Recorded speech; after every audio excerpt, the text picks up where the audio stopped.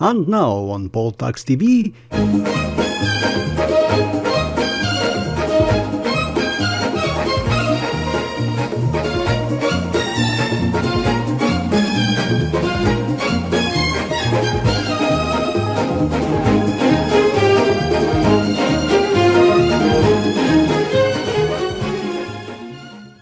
Quick, Jack! Shut the door! Shut the door!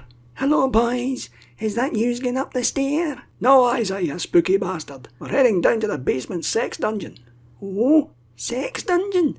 Aye, there's a secret sex dungeon underneath Osprey Heights. We've pressed the secret combination of lift buttons, and we are on our way down there the now to get our hole. Oh, are ye? Aye, we're away to pump the two manky whores we've got chained to the wall.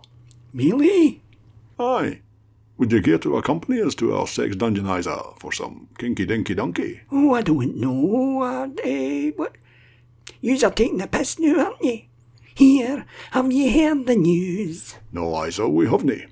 But something tells me we're about to. Come on then, Isa, spill it. That's Peter Murrow been arrested by the police. Ho ho! I can see the front page of the Daily Record now. Murrow, huckled. Who's Peter Murrow? He's that Nicola Sturgeon's man. Oh, Uncle Fester. Creepy bastard. What's he been huckled for? The money, Jack. The missing money.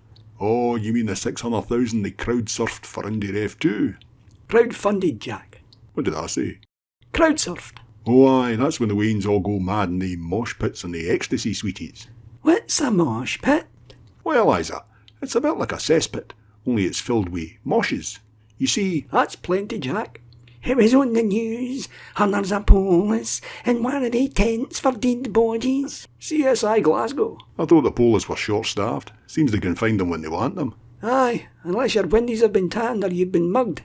Aye, or some junky bastards burgled your house. No police to be spared then.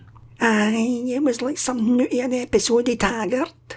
Aye, a bit over the top if you ask me. And where was she when all this was going on? They say the police tipped her off, shot the craw before they got there.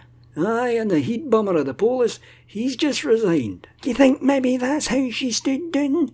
The police told her they were coming round her house. Maybe they were filming for a new series of Taggart. You know, Taggart the Next Generation kind of thing. Me and my Jean used to watch that all the time. Aye, there's been a murder. Aye, my Jean, I liked that Jackie Bird lassie.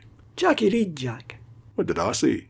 Jackie Bird. She was a lassie that used to read the news in the telly. Had a face like an Afghan hound. Oh, aye. The police were out with shovels and all, digging up the back garden. Well, they do say Uncle Fester knows where the SNP bodies are buried. Aye, there's probably a dead body under the conservatory. Maybe they were looking for the missing 30,000 SNP members from 5 years ago. More likely they were looking for black bin bags while I used £20 notes. Do you think maybe there is a dead body? Maybe he did kill somebody? Isa, the only thing he's killed is the SNP's chances. Aye, for a tight ship to a shite tip, as Winston would say. Vote for me, say the SNP. The indie future is brighter. We'll take your cash to bump up our stash and fuck Scotland up the shiter.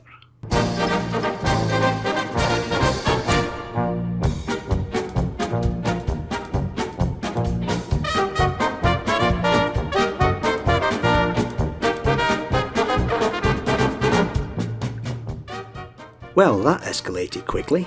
The SNP death spiral has officially begun, and it's been coming since 2014 when they lost Indie Ref 1, the one and only one.